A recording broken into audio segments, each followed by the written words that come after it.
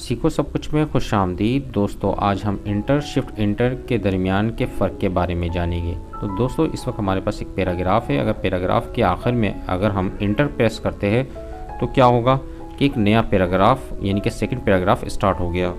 मैं कुछ text paste कर देता हूँ। अगर मैं दूसरे पैराग्राफ के भी एंड में इंटर प्रेस करूँगा तो एक नया पैराग्राफ स्टार्ट हो जाएगा। तो मैंने यहाँ कुछ टेक्स्ट ऐड कर दिया।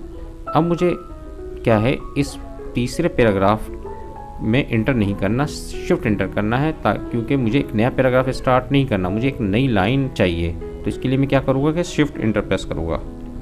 शिफ्ट इंटर जैसे ही मैंने प्रेस किया एक नई लाइन ऐड हो गई। और अगर मैं यहाँ कुछ टाइप करता हूँ तो ये इस तरह टाइप होगा। ये 3 पैराग्राफ है, क्योंकि इंटर जो है नया पैराग्राफ इंसर्ट करने के लिए यूज़ किया जाता है और शिफ्ट इंटर एक नई लाइन ऐड करने के लिए यूज़ की जाती है।